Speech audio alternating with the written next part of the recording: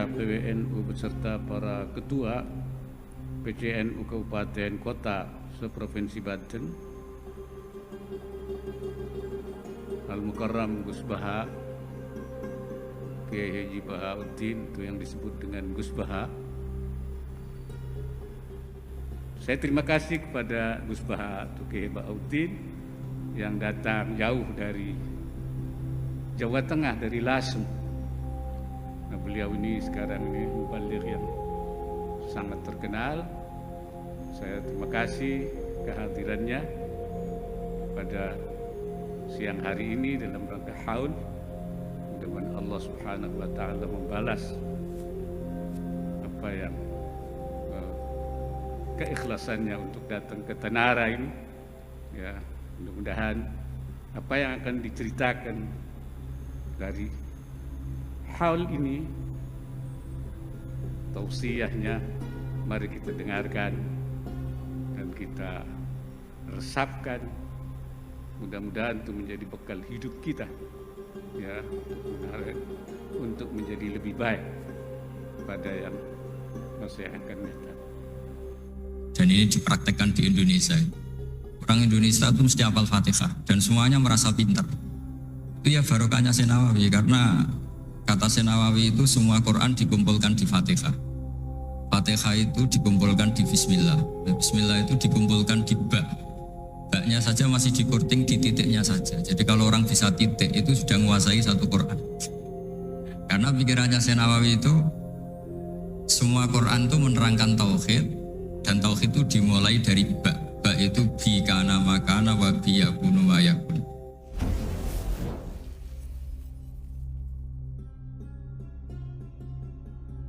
Yassir li amri wahlul 'uqdatam min lisani yafqahu qawli. Allahumma shalli wa sallim wa barik ala sayyidina Maulana Muhammadin wa ala alihi washabihi asmin amma ba'du. Yang sangat saya hormati Bapak Wakil Presiden Profesor Dr.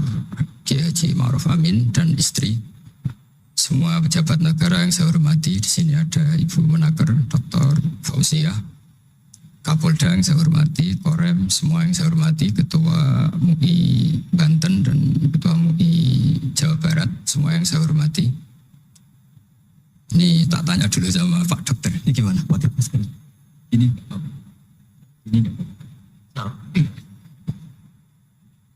Bismillahirrahmanirrahim. Saya syukur sekali diberi kesempatan sowan sama Kiai Ma'ruf, karena beliau juga mustasar kami di PBNU, dulu mimpin sebagai Rois Am dan dekat sekali dengan guru saya Kiai Haji Maimun Zubair. Terakhir ke sana sama Kiai Ma'ruf ya, sama-sama banyak kiai di acara Mbah Mun. Saya akan matur tidak banyak, tapi saya pastikan semua itu berdasar naskah yang ditulis Syekh Nawawi. Saya cerita yang serius itu 3, yang rileks 3. Di dulu itu lama itu ya rileks. Di antara tulisan Syekh Nawawi, saya ini termasuk pengagum Kiai Nawawi, karena Kiai Maimun putra Kiai Zubair itu saking senangnya Kiai Nawawi itu naskahnya itu banyak tentang Syekh Nawawi. Dan saya termasuk zuriyah Kudus. Saya masih keluarga dengan Raden Asnawi, masih keluarga karena sama-sama zuriyah dari Mbah Asnawi Sepuh. Itu yang akhirnya menikah Nyai Hamdana, yang dulu pernah dinikah Syekh Nawawi. Terus Nyai Hamdana itu dulu dengan Syekh Nawawi punya putri namanya Zuhroh. Setelah dengan Raden Asnawi punya anak dinamai Zuhri. Punya zuriyah, ada yang namanya Kiai Minan, Kiai Niam, terus punya anak-anak, di antaranya Kiai Hafid yang jadi menantu keluarga Saran.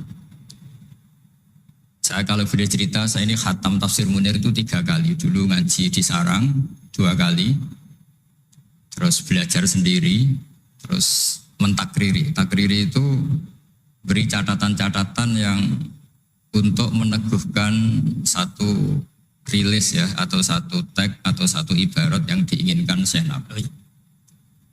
Saya beri beberapa contoh dan ini dipraktekkan di Indonesia. Orang Indonesia itu mesti hafal Fatihah dan semuanya merasa pintar. Itu ya barokahnya Syekh Nawawi, karena kata Nawawi itu semua Quran dikumpulkan di Fatihah. Fatihah itu dikumpulkan di Bismillah. Nah, Bismillah itu dikumpulkan di ba. Baknya saja masih dikorting di titiknya saja. Jadi kalau orang bisa titik itu sudah menguasai satu Quran.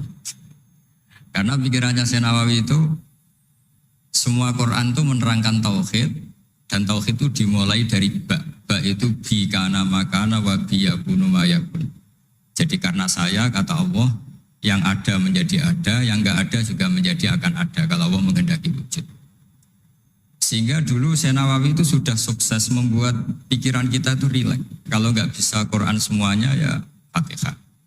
Kalau Fatihah nggak bisa ya baca Bismillah. Setidaknya orang Islam itu nggak boleh tercerabut dari Quran.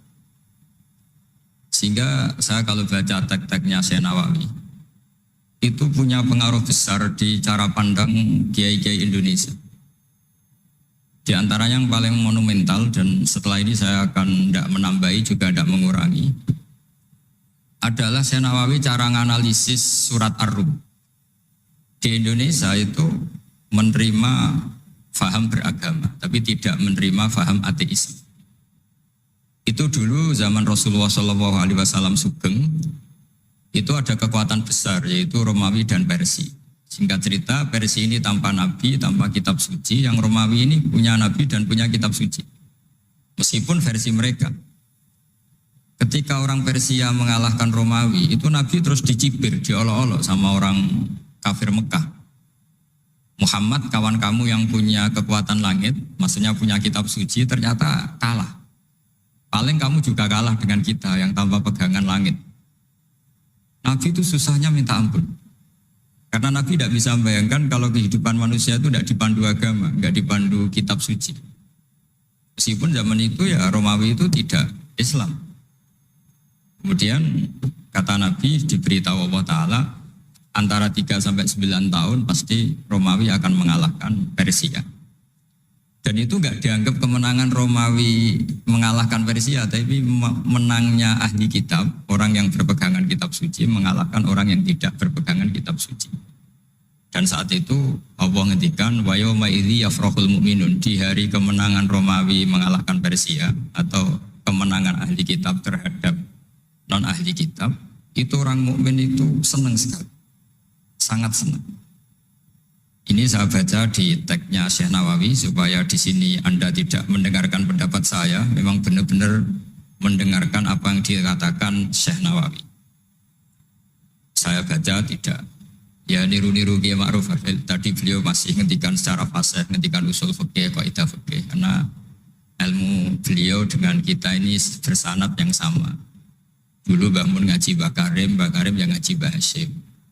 Jadi Mbah Hasyim ngaji Syekh Khalil. Kalau saya lewat sanad kudus ya diantaranya saya lewat Syekh Nawawi Al-Bantani. Nanti saya baca beberapa sanad Syekh Nawawi. Kata Syekh Nawawi Al-Bantani beliau ngendikan wa yauma idzi yafrahul mu'minuna bi nasrillah wa yauma idz yahlibur rumu ala farisa yafrahul mu'minuna bi taghlibillah man lahu kitabun ala man la kitabalah wa yafrahuna bi walabatihim al-musyrikina bi badrin. Jadi bangsa Indonesia itu terbiasa berkawan sama orang yang beragama, tapi tidak biasa berkawan dengan orang-orang yang tidak beragama. Itu karena Imam Nawawi mengatakan, Syekh Nawawi, wa naktubu ma qaddamu atharuhum, pikiran besar Syekh Nawawi adalah ketika orang Romawi mengalahkan Persia, itu cara berpikir Imam Nawawi itu mengalahkannya orang yang berkitab, mengalahkan yang tidak berkitab. Jadi ini bukan pendapat saya, juga bukan pendapat siapapun, tapi murni saya baca teks yang dari Syekh Nawawi. Sehingga kita secara psikologi, kita ini kan misalnya saya aja lah contohnya. Misalnya saya miskin, ada petinju, orang miskin kulit hitam bersama orang kaya. Kalau yang menang yang miskin tuh ikut seneng, padahal ya tidak ikut menang. Karena kayak terwakili. Dulu kata Syekh Nawawi, itu juga pikirannya begitu. Ini saya baca ini kata Syekh Nawawi. Misalnya seperti itu zaman itu. Wa sababu nuzuli hadil ayat annahu kana baina Faris war Rum qitalun. Wa kana al musyrikun yawadduna antaghliba Farisu ar-Ruma.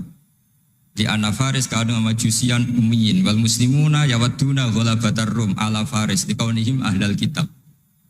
Jadi dulu itu kata Syekh Nawawi, pikirannya orang Islam boyo yang menang itu ahli kitab karena sama-sama punya agama, punya peradaban. Jangan sampai yang menang itu yang tidak punya kitab, tidak punya peradaban.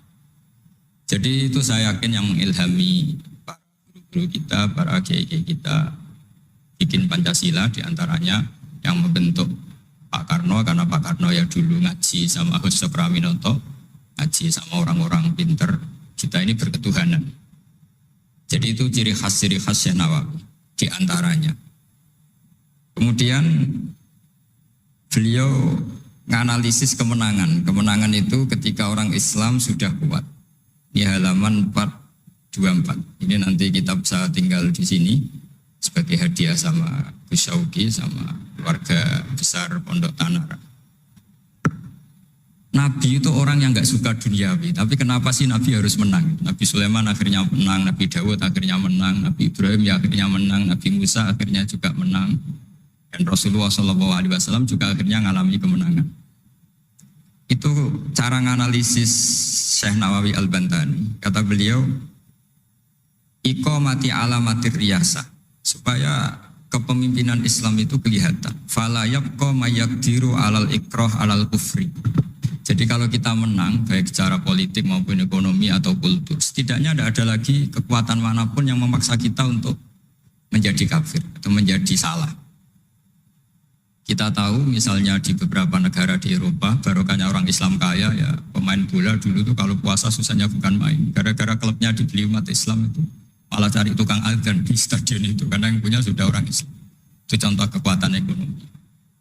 Dulu kita mungkin ngalami pengajian itu kayak apa susahnya. Sekarang ketika banyak orang-orang yang dari dunia kiai cakep, ya sekarang ya nyaman. Jadi di antara alamatnya tamkinu hadatin adalah wala yumakkinan nalagum dinahumul ladir tadolagum wala yubadilannahum min ba'di khaufim amna. Ciri utamanya adalah tamkin fil ard. Merasa beragama itu nyaman, tidak ada yang ganggu. Zaman itu Syekh Nawawi sudah menganalisis kenapa sih Nabi harus menang. Kata beliau supaya la yabqa mayaqdiru alal ikrah alal kufri.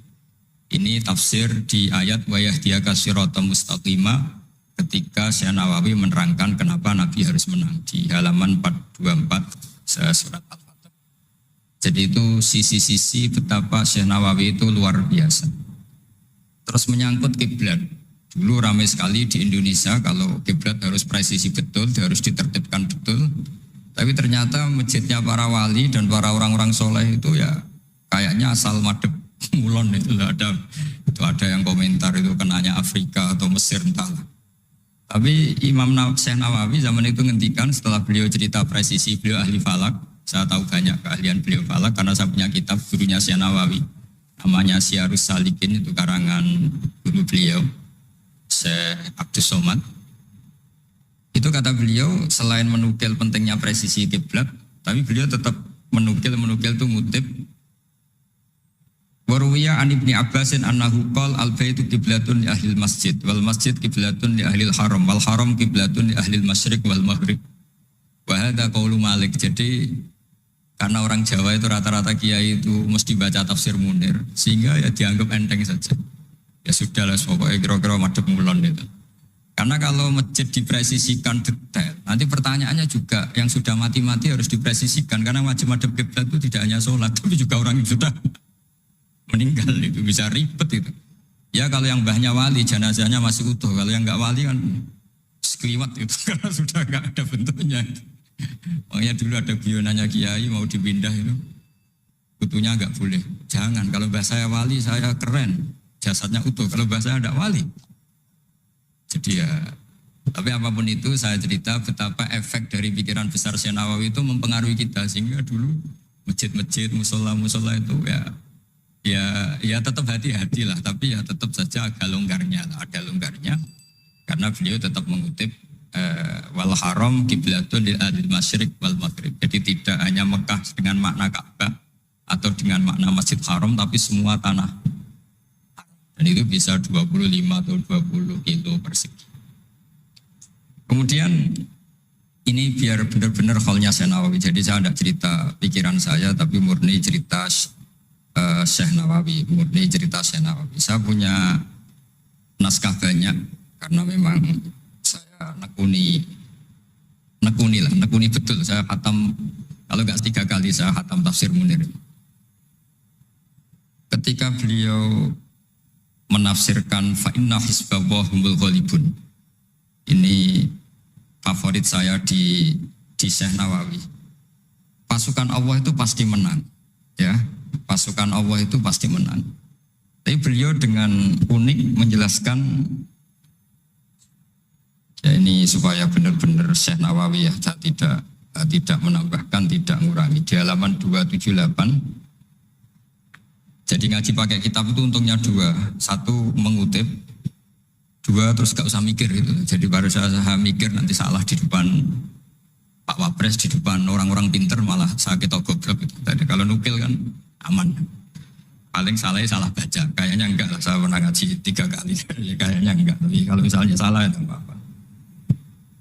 Bismillahirrahmanirrahim. Fa inna hizballah humul ghalibun. Kata Syekh Nawawi, wa may yattakhidum terus hum al-ghalibuna ala a'daihim bil hujjah fa innaha mustamirratun abadan amma bisolah wa daulah faqad dibulabun. Ini termasuk yang unik dari Syekh Nawawi. Kata beliau, Islam itu akan selalu menang secara argumentatif. Bahwa ada sekolah perbandingan agama, bahwa ada kajian agama. Asal yang dikaji Islam ya, bukan orangnya. Kalau orangnya ya macam-macam. Itu pasti argumentasinya itu meyakinkan karena hujjah bahwa Allah itu satu, bahwa kita harus berakhlak, kita harus meninggalkan narkoba, harus meninggalkan perzinahan. Itu argumentasinya mantap, secara uluhiyah mantap, secara sosial juga mantap. Tapi kalau secara kekuatan politik mungkin akan selalu ada, meskipun inginnya kita tidak ada, orang-orang Islam yang minoritas di negaranya atau dengan tanda kutip tertindas di negaranya. Zaman itu Syekh Nawawi sudah ngendikan yang pasti menang itu bil hujjah fa innaha mustamirratun abadan. Ini di halaman 278. Amma bisolah wa daulah faqad yughlabun. Kalau kekuatan struktural negara atau politik atau ekonomi, ya namanya hukum sosial ya kadang kalah. Dan itu dibuktikan secara lahir. Dulu Rasulullah itu pernah kalah di perang Uhud secara lahir. Ya karena itu fisik. Tapi kalau argumentasi logika Islam itu tetap kul falillahil hujjatul baligh. Logika Islam adalah logika yang kelima. Saya kalau didatangi beberapa dosen dari Jogja, saya sering cerita logika Islam yang paling kelima itu diantaranya saya sering memberi contoh. Ini misalnya saya megang kertas, ini besi. Pasti orang itu bilang besi sama kertas itu kuat besi. Tapi Anda salah. Secara materi memang besi lebih kuat ketimbang kertas. Tapi masalahnya yang mengendalikan saya ingin menghancurkan besi sementara ingin menyimpan kertas. Artinya Islam itu mengajarkan kita itu kabeh biadillah. Apa artinya besi kalau di bawah rencana dihancurkan? Apa lemahnya kertas ketika rencananya diabadikan? Ini pentingnya Islam. Artinya apa? Ketika Islam bilang al-amru biadillah, itu tidak bisa ditawar. Meskipun apapun kekuatannya tetap menang Allah. Seperti tadi, saya megang besi sama megang kertas. Orang tak tanya pasti bilang kuat besi. Tapi kata saya, Anda keliru. Karena saya punya rencana menghancurkan besi, mengabadikan kertas. Artinya Islam itu mengajari tadi seperti yang dikatakan Kiai Ma'ruf, la haula wala quwata illa billah. Apapun ilmu kita harus digarisbawahi secara materi kuat besi, secara materi kertas lebih rentan. Tapi harus ditambahin, tapi hakikatnya terserah yang mengendalikan. Jadi di sini Islam mensifati Allah biyadihi malakutu kulli syai'. Ya terserah Allah. Jadi teori la haula wala quwata illa billah itu tidak perlu diperbandingkan atau diperbenturkan dengan teori usaha. Kalau ada penyakit ya kita usaha. Ada di kitab Ihya, di kitab Dawa itu diterangkan Nabi Musa itu pernah sakit karena beliau merasa dekat sama Allah itu gak berobat, tambah sakit, tambah dikasih nasihat. Para dokter tetap gak mau berobat. Akhirnya Allah sendiri yang ngasih tahu, udah kamu berobat saja. Bukankah terserah jenengan Gusti? Terus kata Allah, apa kamu mau bilang saya bikin sesuatu itu udah ada gunanya?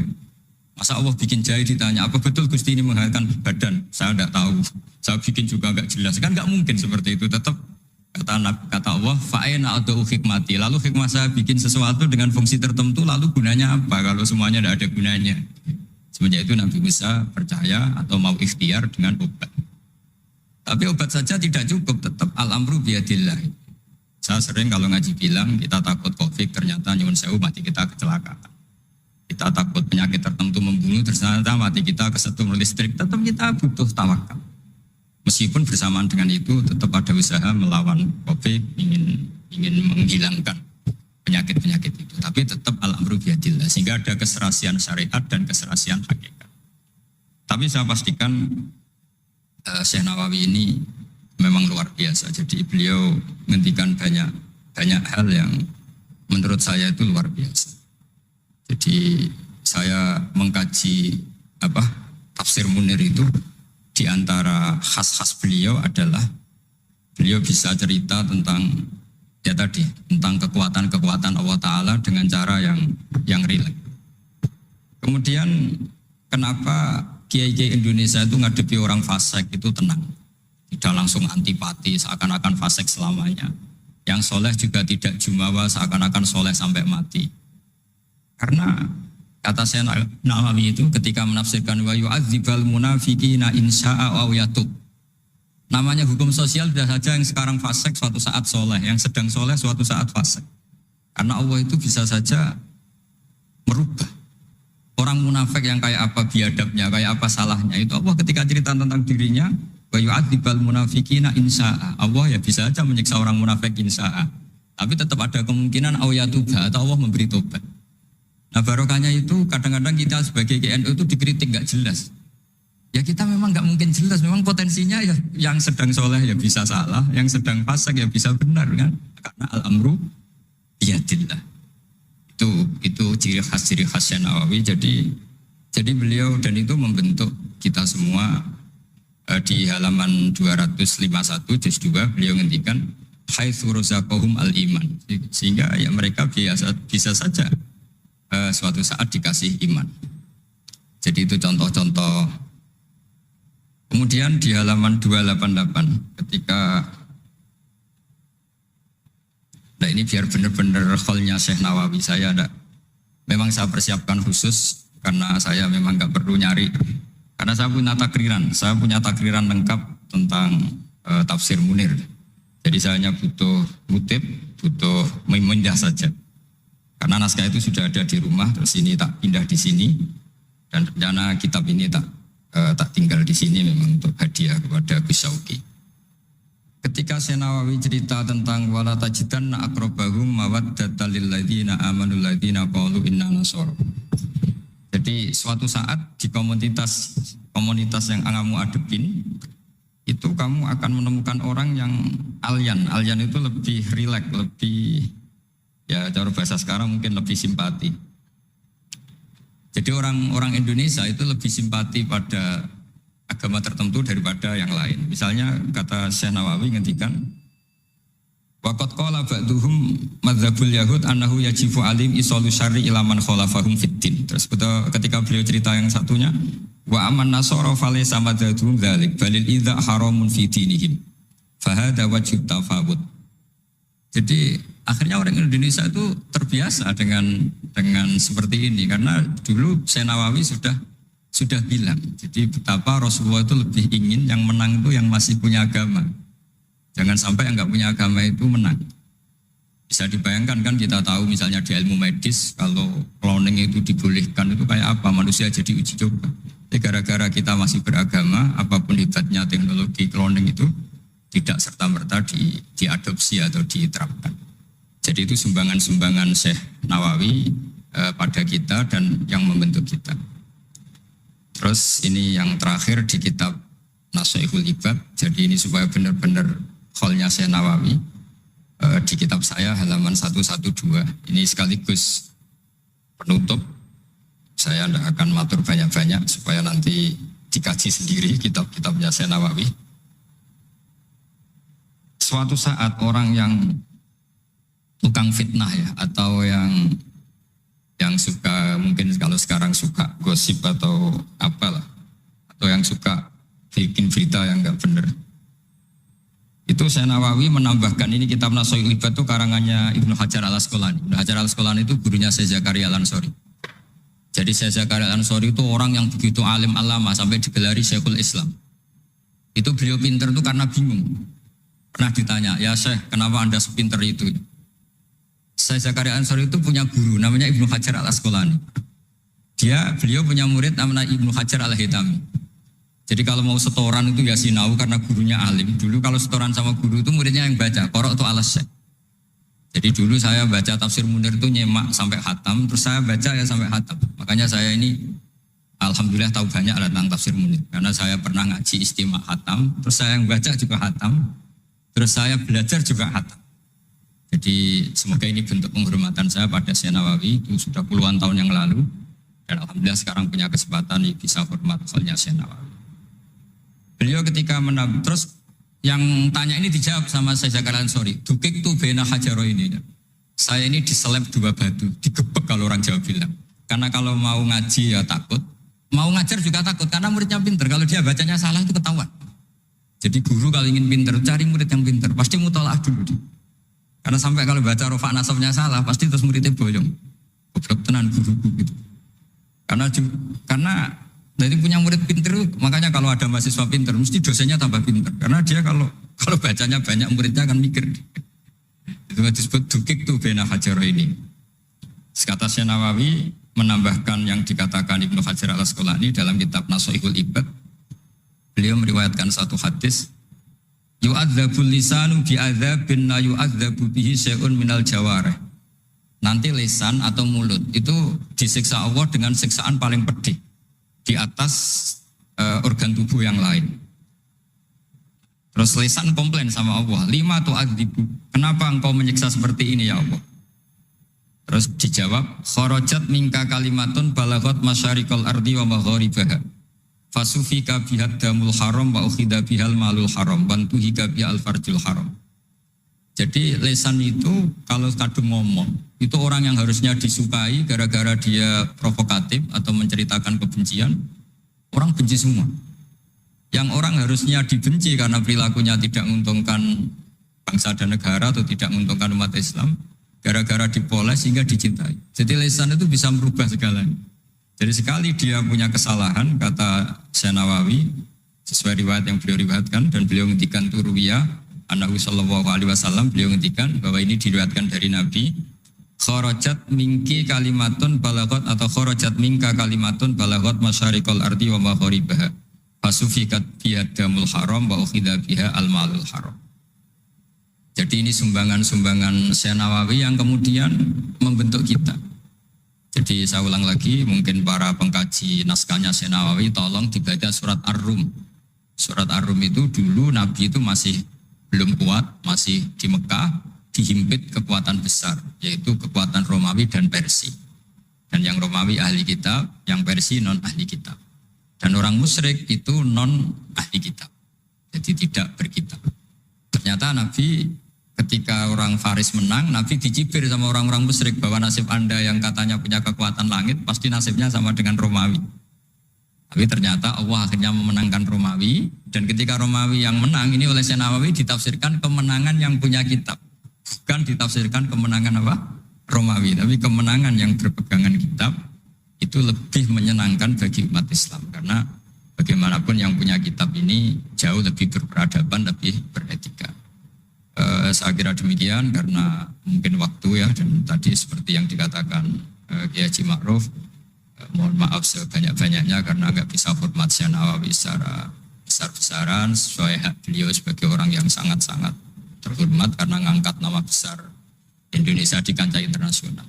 Terakhir saya tutup, kata Mbah Maimun itu, ketika Andalusia kalah, padahal dulu melahirkan pengarang-pengarang kitab besar kayak Imam Qurtubi, Ibnu Malik, itu kata Mbah Mun, digai genti Indonesia katanya. Kata Allah itu enggak ridho kalau orang Islam di belahan sana kalah kecuali ada penggantinya. Katanya penggantinya itu Indonesia, kata beliau. Buktinya kita tidak berbahasa ibu Arab, tapi banyak melahirkan pengarang-pengarang kitab dengan al-fasohah fi nihayatil ulya. Karangannya Syekh Nawawi, Syekh Mahfud At-Turmusi itu punya tingkat fasohah yang setingkat bahasa aslinya. Makanya ada Syekh Khotib Minangkabau itu namanya Muhammad. Dia orang Indonesia, orang Minangkabau. Tapi ketika dipek mantu orang Arab dicibir.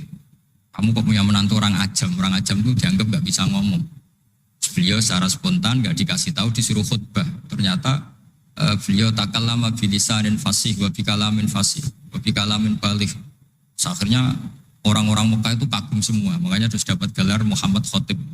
Jadi dia khotib itu gelar karena ini ajamiyun min ahli Jawa atau min ahli Indonesia yang bisa menghentikan bahasa Arab secara apa?